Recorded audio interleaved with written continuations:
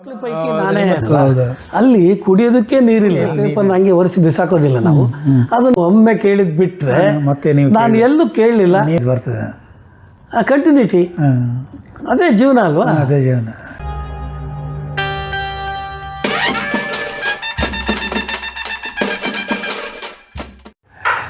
ನೀವು ಕಳಿಸಿದ ನಿಮ್ಮ ಫೋಟೋಗಳನ್ನೆಲ್ಲ ನೋಡ್ತಿದ್ರೆ ಪೂರ್ಣಚಂದ್ರ ತೇಜಸ್ವಿ, ಪುನೀತ್ ರಾಜ್ಕುಮಾರ್, ದುಂಡಿರಾಜ್, ಆಮೇಲೆ ಭುವನೇಶ್ವರಿ ಹೆಗಡೆ, ಆಮೇಲೆ ಪ್ರಾಣೇಶ್, ಹೀಗೆ ಪ್ರಖ್ಯಾತರು ಎಲ್ಲಿದ್ದೀರೋ ಅಲ್ಲಿ ನೀವಿದ್ದೀರಿ.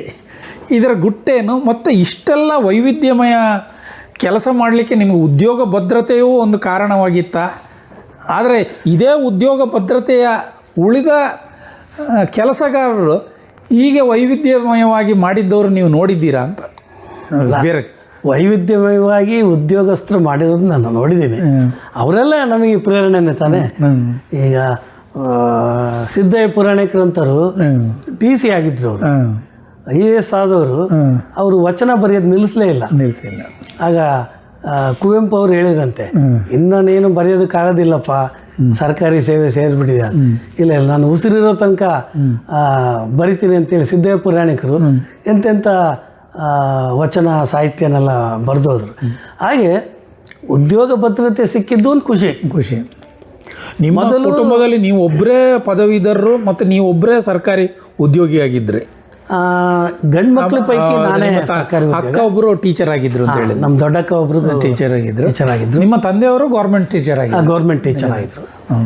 ಆದರೆ ನಿಮ್ಮ ತಂದೆಯವರು ಗೌರ್ಮೆಂಟ್ ಟೀಚರ್ ಆಗದಿದ್ದರೆ ಈ ಎಲ್ಲ ವಿಷಯಗಳು ನಿಮಗೆ ತಿಳಿತಿತ್ತ ಗೊತ್ತಿಲ್ಲ ನನಗೆ. ಅಂದರೆ ನಿಮ್ಮ ತಂದೆಯವರು ಶೈಕ್ಷಣಿಕ ರಂಗದಲ್ಲಿ ಇದ್ದ ಕಾರಣ ಅವರ ತಂದೆಯವರು ಬೇರೆ ವರ್ಗದಲ್ಲಿ ಏನೋ ಇದ್ರು ಅಂತ ಹೇಳಿದ್ರು. ಅವರೆಲ್ಲ ಹಿಂದೆ ಭಾಳ ಕಡು ಬಡತನದಲ್ಲಿ ಇದ್ದಂತ. ನಿಮಗೆ ಈ ಮೀನುಗಾರಿಕೆ ಎಲ್ಲ ಗೊತ್ತಿದೆ ನಿಮಗೆ?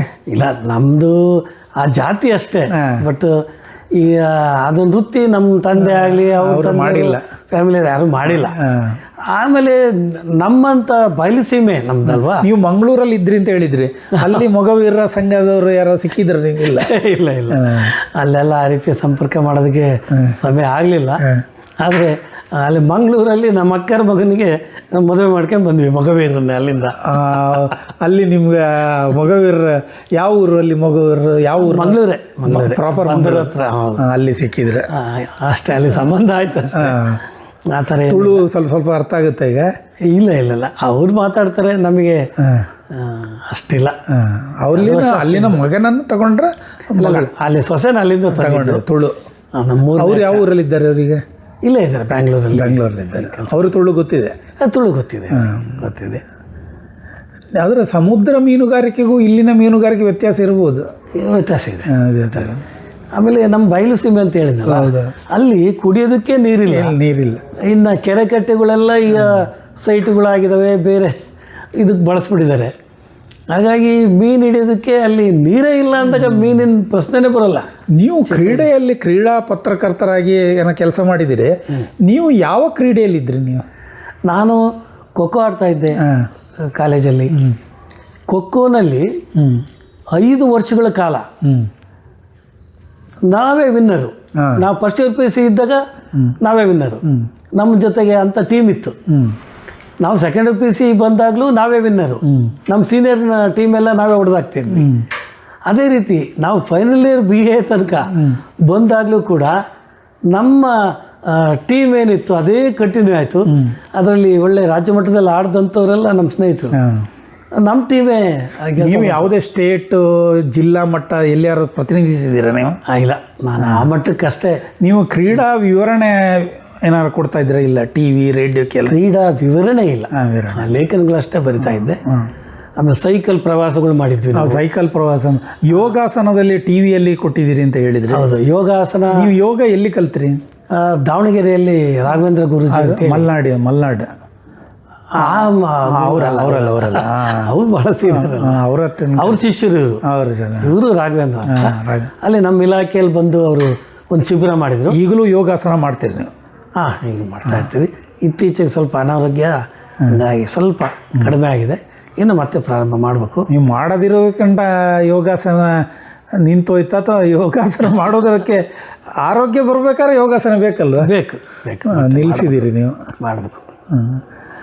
ಆಮೇಲೆ ನೀವು ನಿರೂಪಕರಾಗಿ ಮಾಡಿ, ನೀವು ಗೌರ್ಮೆಂಟ್ ಕೆಲಸದಲ್ಲಿದ್ದಾಗ ನಿರೂಪಕರಾಗಿದ್ದರೆ ಹೇಗೆ ಅದು? ಎಲ್ಲೆಲ್ಲಿ ರೋಟರಿಯಲ್ಲಿ ಭಾಷಣಗಾರರಾಗಿದ್ದೀರಿ? ಅಂದರೆ ನಿರೂಪಣೆ ನಮ್ಮ ಬಾಲ್ಯದಲ್ಲೇ ಅದು ಬಂತು ಅಂತ ಅನ್ಬೋದು. ಯಾಕೆಂದರೆ NCCನಲ್ಲಿ ಇದ್ದೆ ನಾನು, ಹೈಸ್ಕೂಲಲ್ಲಿದ್ದೆ, ಕಾಲೇಜಲ್ಲೂ ಇದ್ದೆ, ನಂತರ NSSಗೆ ಸೇರಿದೆ. ಅಲ್ಲಿ ನಾನು ಸಾರ್ಜೆಂಟ್ ಆಗಿದ್ದೆ, ಅಂಡರ್ ಆಫೀಸರ್ ಆಗಿದ್ದೆ, ಆಮೇಲೆ ಟೀಮ್ ಲೀಡರ್ ಆಗಿದ್ದೆ NSSಲ್ಲಿ. ಅಲ್ಲಿ ಒಂದು ನಾಯಕತ್ವ ವಹಿಸಿದಾಗ ಅಲ್ಲಿ ನಿಂತು ಮಾತಾಡೋ ಕಲೆ ಎಲ್ಲ ಕರಗತವಾಗಿ, ಹಾಗೆ ಅಲ್ಲಿ ಕಾಲೇಜ್ ಫಂಕ್ಷನ್ಗಳಲ್ಲೂ ಕೂಡ ನಾವು ಯಾವುದೇ ಇದ್ರೂ ನನ್ನ ಮೂಲಕ ಮಾತಾಡ್ಸೋರು. ಅದು ಹಂಗೆ ನಿರೂಪಣೆ ಬೆಳೀತಾ ಬೆಳೀತಾ ಬಂತು. ನಂತರ ನಾನು ಉದ್ಯೋಗಕ್ಕೆ ಬಂದ ನಂತರ ಕೂಡ ಇಲ್ಲೇ ಕಾರ್ಯಕ್ರಮಗಳಲ್ಲಿ ನಿರೂಪಣೆ ಮಾಡೋದು ಕಂಟಿನ್ಯೂ ಆಯಿತು. ನಂತರ ನಮ್ಮ ವಾಣಿಜ್ಯ ತೆರಿಗೆ ಇಲಾಖೆಯಲ್ಲಿ ಕನ್ನಡ ಸಂಘ ಅಂತಿದೆ, ಅಲ್ಲಿ ಜಾಯ್ನ್ ಆದ ನಂತರ ಒಮ್ಮೆ ನಿರೂಪಕರಾರೆಲ್ಲ ನೀವು ಮಾಡಿ ಅಂಥೇಳಿ ನನ್ನ ನಿರೂಪಣೆ ಬಿಟ್ಟರು. ಅಲ್ಲಿ ನೋಡ್ಬಿಟ್ಟು ಚೆನ್ನಾಗಿ ಮಾಡ್ತೀರಾ ಅಂಥೇಳಿ ಸುಮಾರು 8 ವರ್ಷದಿಂದ ನಾನು ಅಲ್ಲಿ ನಿರೂಪಣೆ ಮಾಡ್ತಾನೆ ಬಂದಿದ್ದೀನಿ. ಇತ್ತೀಚೆಗೆ ಇನ್ನೊಂದು 2-3 ಜನ ಅದನ್ನು ಚೆನ್ನಾಗಿ ಮಾಡ್ತಾಯಿದ್ದಾರೆ. ಹಾಗಾಗಿ ನಿರೂಪಣೆ ಹಾಗೇ ಕಂಟಿನ್ಯೂ ಆಯಿತು. ಈ ಬಾಲಾ ಸುರೇಶ್ ಅಂತ ನಿರ್ದೇಶಕರು ಅವರೆಲ್ಲ ಅವರು ಕಾರ್ಯಕ್ರಮಗಳು ಏನಾದ್ರು ಇದ್ದಾಗ ಇಲ್ಲ ನೀನೇ ಮಾಡಬೇಕಪ್ಪ ಅಂಥೇಳಿ ಈಗಲೂ ಕೂಡ ಕಳೆದ ವಾರ ಕೂಡ ಅವ್ರದ್ದೊಂದು ಪುಸ್ತಕ ಲೋಕಾರ್ಪಣೆ ಇತ್ತು, ಅಲ್ಲೂ ಕೂಡ ನಾನು ನಿರೂಪಣೆ ಮಾಡಿ ಬಂದೆ. ಮತ್ತು ನಿಮ್ಮ ಹಾಸ್ಯ ಗೋಷ್ಠಿಗಳಲ್ಲಿ ನಿಮ್ಮ ಉಪಸ್ಥಿತಿ ಹೆಚ್ಚು ಕಾಣುತ್ತೆ. ನಿಮ್ಮ ದುಂಡಿರಾಜ್ ಇವರೊಟ್ಟಿಗೆಲ್ಲ ನಿಮ್ಮ ಫೋಟೋಗಳಿದೆ, ನೀವು ಜೋಕುಗಳನ್ನು ಹೇಳ್ತೀರಿ. ಜೋಕುಗಳು ಅಂದರೆ ಎಲ್ಲ ಥರದ್ದು ಹಾಸ್ಯ. ಯಾಕೆಂದರೆ ಇಲ್ಲಿ ಎಲ್ಲ ವರ್ಗದ ಜನಕ್ಕೂ ತಲುಪಬೇಕು. ಆ ರೀತಿ ಆ ಸಭೆ ನೋಡ್ಕೊಂಡು ಅದಕ್ಕೆ ತಕ್ಕಂತೆ ಹಾಸ್ಯನ ನಾವು ಮದ್ದಿಂದ ಮಾಡ್ತಾ ಬಂದೆ. ಪಬ್ಲಿಕ್ಕಾಗೂ ಕೂಡ ಕೊಟ್ಟೆ ನಾನು ಕಾರ್ಯಕ್ರಮಗಳನ್ನ. ಇಲಾಖೆಯಲ್ಲಿ ಸಾಕಷ್ಟು ಕಾರ್ಯಕ್ರಮಗಳು ಹಾಸ್ಯದ್ದು ನಾನು ಕೊಟ್ಟಿದ್ದೀನಿ. ಅದರಲ್ಲಿ ಹೆಚ್ಚು ಡುಂಡಿರಾಜ್ ಅವರ ಹಾಸ್ಯ ಕವನಗಳನ್ನ ಬಳಸ್ತಾ ಇದ್ದೆ. ಅಲ್ಲಿ ಡುಂಡಿರಾಜ್ ಅವರ ಕವನಗಳನ್ನ ಬಳಸಿ ಹೇಳಿದಾಗ ಡುಂಡಿರಾಜ್ ಅವರು ಎಲ್ಲರಿಗೂ ಗೊತ್ತು, ಆದರೆ ಓದೋ ಹವ್ಯಾಸ ಇರೋರಿಗೆ ಮಾತ್ರ ಗೊತ್ತು, ಮಿಕ್ಕವ್ರಿಗೆ ಗೊತ್ತಿರಲ್ಲ.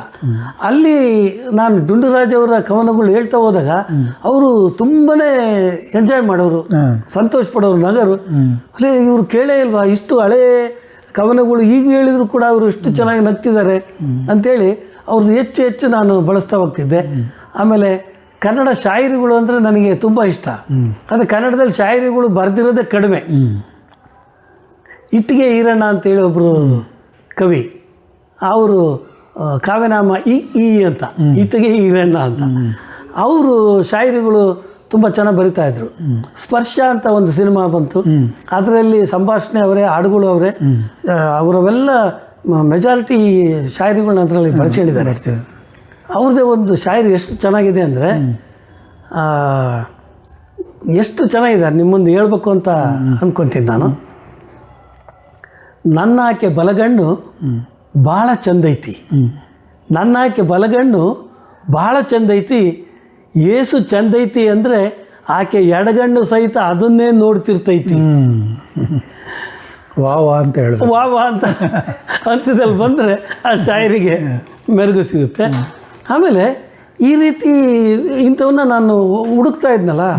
ಚಿಕ್ಕಮಗಳೂರಲ್ಲಿರುವಾಗ ಒಂದು ಘಟನೆ ಆಯಿತು. ಒಂದು ಹೋಟೆಲಲ್ಲಿ ಹೋಗ್ಬಿಟ್ಟು ಬೋಂಡ ತಿನ್ನೋದಕ್ಕೆ ಅವರು ತಿನ್ನಲಿಕ್ಕೆ ಒಂದು ಪೇಪರಲ್ಲಿ ಹಾಕಿ ಬೋಂಡ ಕೊಟ್ಟರು. ಆ ಬೋಂಡ ತಿಂದು ಸಾಮಾನ್ಯ ಕೈ ಕೊಟ್ಟರೆ ಪೇಪರ್ನ ಹಂಗೆ ಒರೆಸಿ ಬಿಸಾಕೋದಿಲ್ಲ ನಾವು, ಅದನ್ನು ಹಿಂಗೆ ಓದ್ತೀನಿ. ಅದರಲ್ಲೊಂದು ಕವನ ಇದೆ, ಎಷ್ಟು ಚೆನ್ನಾಗಿದೆ ಅಂದರೆ ಬರೆದವ್ರು ಯಾರು ಅನ್ನೋದು ಅರ್ಧೋಗ್ಬಿಟ್ಟಿದೆ, ಕವಿ ಗೊತ್ತಿಲ್ಲ. ಆಹಾ ಎಂಥ ಕೇಶರಾಶಿ, ಆಹಾ ಎಂಥ ಕೇಶರಾಶಿ ದಟ್ಟ ಮೋಡದ ಹಾಗೆ, ಆಹಾ ಎಂಥ ಕೇಶರಾಶಿ ದಟ್ಟ ಮೋಡದ ಹಾಗೆ, ಚೌರಿ ತೆಗೆದರೆ ಮತ್ತೆ ನೋಡದ ಹಾಗೆ. ಎಷ್ಟು ಚೆನ್ನಾಗಿದೆ, ಅರ್ಥಗರ್ಭಿತವಾಗಿದೆ. ಇದು ಯಾರು ಬರ್ತದದು? ಇದು ನಿಮಗೆ ಹೇಳಿದ್ದಲ್ಲ, ಕೈಯಲ್ಲಿ ವರ್ಷಣದಕ್ಕೆ ಸಿಕ್ಕಂಥ ಪೇಪರಲ್ಲಿ ಸಿಕ್ಕಂಥದ್ದು. ಇದು 25 ವರ್ಷಗಳ ಹಿಂದೆ. ಅಂದರೆ ಈ ಥರದ ಹಾಸ್ಯನ ಹುಡುಕ್ತಾ ಹೋದಂಗೆಲ್ಲ ಎಲ್ಲೆಲ್ಲೂ ಸಿಗ್ತವೆ ಹಾಸ್ಯ. ಮತ್ತು ನೀವು ಪುನೀತ್ ರಾಜ್ಕುಮಾರ್ ಎಲ್ಲಿ ಸಿಕ್ಕಿದ್ರು? ಅವ್ರದ್ದೊಂದು ಫೋಟೋ ಇದೆ. ನಾನು ಚಿಕ್ಕಮಗಳೂರಲ್ಲಿ ಇರುವಾಗ ಆ ರಾಜ್ಯ ಮಟ್ಟದ ಒಂದು ಡಾಕ್ಟರ್ ರಾಜ್ಕುಮಾರ್ ಬಗ್ಗೆಗಿನ ಒಂದು ಲೇಖನ ಸ್ಪರ್ಧೆ ಇಟ್ಟಿದ್ರು. ಆ ಲೇಖನ ಸ್ಪರ್ಧೆಗೆ ಭಾಗವಹಿಸಿದ್ದೆ ನಾನು. ಅದರಲ್ಲಿ ಪ್ರಥಮ ಬಹುಮಾನ ಬಂತು. ಆಗ ಪುನೀತ್ ರಾಜ್ಕುಮಾರಿಂದ ಅಲ್ಲಿ ಕರೆಸ್ಬಿಟ್ಟು ಅಲ್ಲಿ ಒಂದು ಸಮಾರಂಭ ಮಾಡಿ ಕನ್ನಡ ಸಂಘದವರು ಅಲ್ಲಿ ನನಗೆ ಆ ಬಹುಮಾನನ ಅವರಿಂದ ಕೊಡಿಸಿದ್ರು. ಅದು ಯಾವ ಟೈಮ್ ಅಂದರೆ ವೀರಪ್ಪನ್ ಡಾಕ್ಟರ್ ರಾಜ್ಕುಮಾರ್ ಅಣ್ಣ ಅವ್ರನ್ನ ಅಪಹರಿಸಿ ವಾಪಸ್ ಬಂದಿದ್ರು ರಾಜ್ಕುಮಾರ್.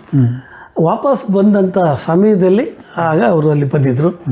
ಆಗ ವೇದಿಕೆ ಮೇಲೆ ಸುಮಾರು 15 ನಿಮಿಷಗಳ ಕಾಲ ಪುನೀತ್ ರಾಜ್ಕುಮಾರ್ ಜೊತೆಗೆ ನನ್ನ ಮಗ ಚಿಕ್ಕವನಿದ್ದಾಗ ಅವನನ್ನು ಎತ್ಕೊಂಡ್ಬಿಟ್ಟು ಪ್ರಶಸ್ತಿನ ಇಸ್ಕೊಂಡೆ. ಆ ಪುನೀತ್ ರಾಜ್ಕುಮಾರ್ ಜೊತೆಗೆ 15 ನಿಮಿಷಗಳ ಕಾಲ ಆ ಸ್ಟೇಜ್ ಮೇಲೆ ಮಾತಾಡಿದ್ದು ಇನ್ನೂ ನೆನಪು ಹಚ್ಚ ಹಸಿರಾಗಿದೆ. ನೀವು ಕವನಗಳನ್ನು ಬರೆದಿದ್ದೀರಾ? ಆ ಕವನಗಳನ್ನು ಕೂಡ ನಾನು ಬರೆದಿದ್ದೀನಿ. ಮತ್ತು ನಿಮ್ಮ ಫೇವ್ರೆಟ್ ಒಂದು ಜೋಕ್ ಹೇಳ್ಬೋದು ಅಂತ? ಕವನಗಳ ಅಲ್ಲಕ್ಕ ಜೋಕು ಏನಾರು ಹೇಳಿ. ನೀವು ರೋಟ್ರಿಲೆಲ್ಲ ಹೇಳ್ತೀರಿ ನೀವು? ರೋಟ್ರಿ ಕ್ಲಬ್ಬಲ್ಲೂ ಕೊಟ್ಟು ನಿಮ್ಮ ಅನುಭವದಿಂದ ಏನು ಬಂದಿ? ಮತ್ತು ನಿಮ್ಮ ಕೈ ಕೆಳಗೆ ತುಂಬ ಕೆಲಸಗಾರರಿದ್ರ ನಿಮ್ಮ ಇದರಲ್ಲಿ ಉದ್ಯೋಗದಲ್ಲಿ? ಅದಕ್ಕೆ ನಿಮ್ಮ ಹಾಸ್ಯ ಏನಾದ್ರು ಯೂಸ್ ಆಯ್ತಾ ಅಂತ? ಇಲ್ಲ, ನನಗೆ ಹೆಚ್ಚು ಕಂಪ್ನಿ ಸಿಕ್ಕಿದ್ದು ಅಂದರೆ ಚಿಕ್ಕಮಗಳೂರಲ್ಲೇ. ಅಲ್ಲಿ ಹಿರೇಮಗಳೂರು ಇವರು ಸಿಕ್ಕಿದ್ರೆ? ಇಲ್ಲ, ಅಲ್ಲಿ ಹಿರೇಮಗಳೂರು ಕಣ್ಣನ್ನು ಆಗಾಗ್ಗೆ ನಾವು ಭೇಟಿ ಹೋಗ್ತಾ ಇದ್ವಿ. ಆವಾಗಲೇ ಪರಿಚಯ ಆಗಿತ್ತು ಅವರಲ್ಲಿ. ನಂತರ ಅವರಿಂದನೇ ಒಂದು ಪ್ರಶಸ್ತಿನ ಕನ್ನಡ ಸಂಘದಿಂದ ಕೊಡಿಸಿದ್ರು ನನಗೆ. ವಾಣಿಜ್ಯ ತೆರಿಗೆ ಇಲಾಖೆ ಕರೆಸಿದ್ರು ನನಗೆ. ಈ ವಾಣಿಜ್ಯ ತೆರಿಗೆ ನೀವು ರಿಟೈರ್ಡ್ ಆಗುವಾಗ GST ಎಲ್ಲ ಇತ್ತ? ನಾನು 2020ರಲ್ಲಿ ನಾನು ಡಿಸೆಂಬರಲ್ಲಿ ರಿಟೈರ್ಡ್ ಆಗಿದ್ದು. 2017ರಿಂದ GST ಕಾಯ್ದೆ ಜಾರಿ ಬಂತು. ಆ ನಂತರದಲ್ಲಿ ಬರೀ ನಾವು ತರಬೇತಿ ಕೊಡೋದೇ ಆಯಿತು 1 ವರ್ಷ ಪೂರ್ತಿ. ಯಾರಿಗೂ ಇನ್ಸ್ಪೆಕ್ಷನ್ ಮಾಡೋದು, ಅವ್ರದ್ದು ಅಸೆಸ್ಮೆಂಟ್ ಮಾಡೋದು ಎಲ್ಲ ಇರಲಿಲ್ಲ.